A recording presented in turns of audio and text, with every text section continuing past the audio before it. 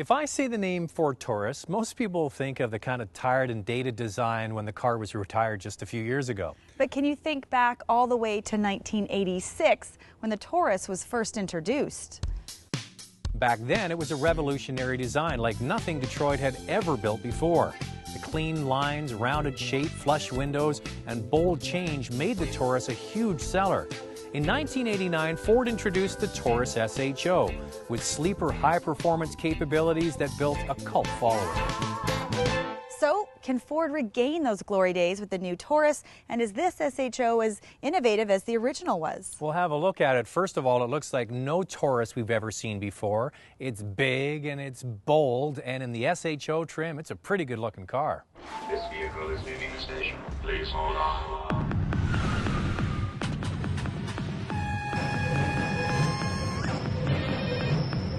It shares the same platform as the Lincoln MKS that we reviewed last year, and both are built up from a Volvo S80 platform.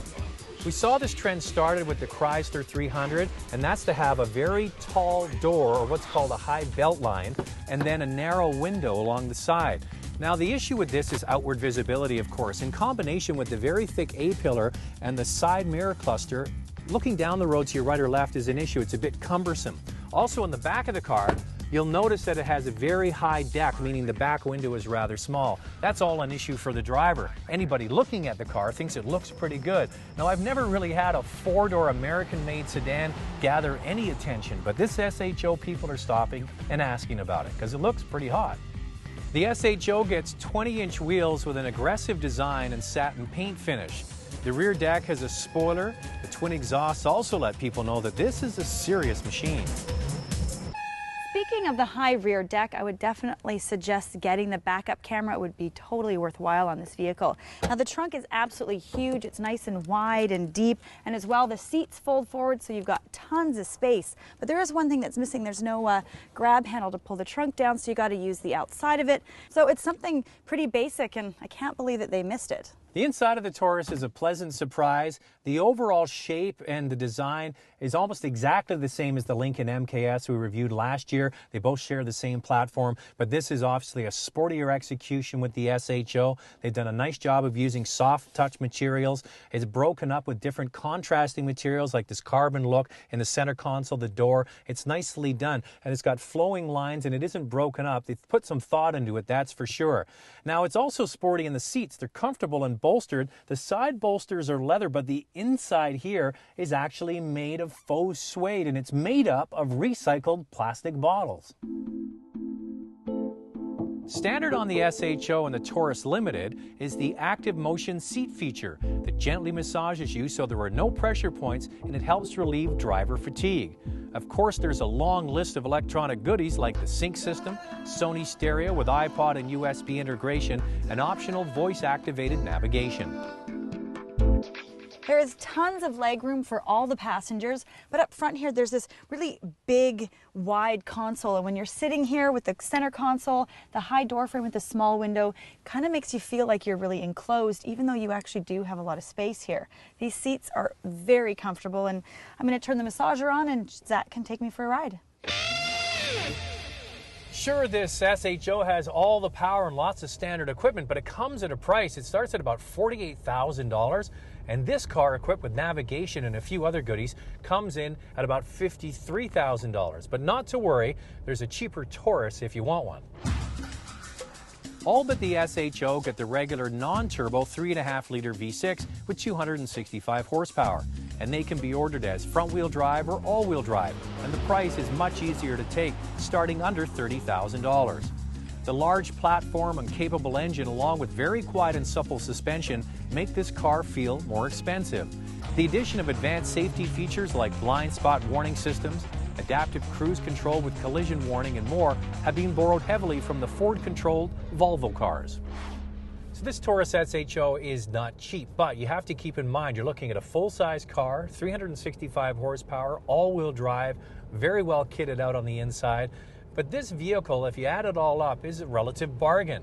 And it does it all very well. It's continuing the thread that we're seeing from Ford of very well executed vehicles at the highest level of finish, well put together and well thought out. So congratulations to Ford for having another excellent product.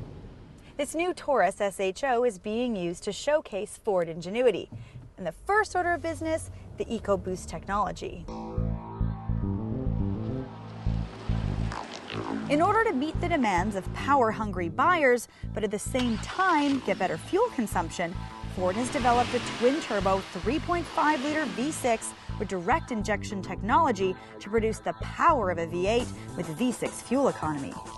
Okay, so get this. This vehicle has a whopping 365 horsepower, and it only uses 8 liters per 100 kilometers on the highway. Now, keep in mind, if you are a bit more of an aggressive driver, then of course the fuel ratings will suffer. The power goes through a 6-speed automatic, which can be shifted on the steering wheel, to an all-wheel drive system that adapts to road conditions and driving style.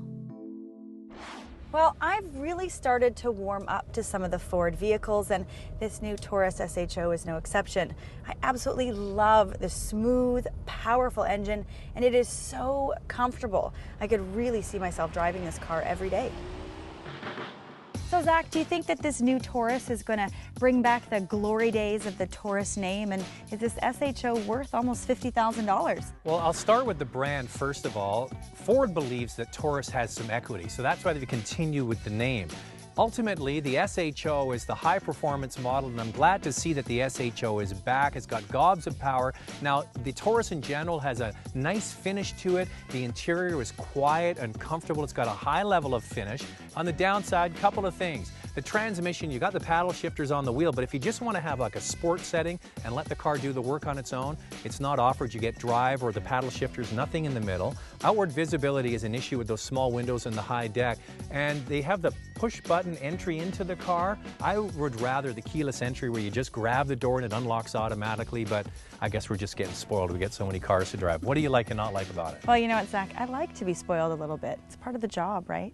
What I like about this car is the fabulously powerful engine, and it's so nice and smooth and quiet. The seats are so comfortable. They're very bolstered and fitted, and then you get that massage feature, and you could spend hours driving this car. There's tons of space for the passengers. There's also a lot of cargo space in that back end. Now, on the downside, I don't like the small windows either. It really interfered with outward visibility.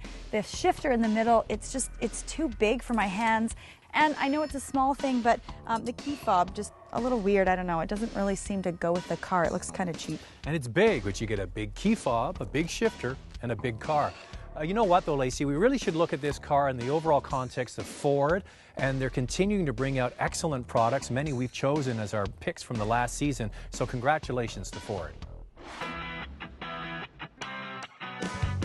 Want more? What exactly is EcoBoost? Watch an online-only segment at drivingtelevision.com.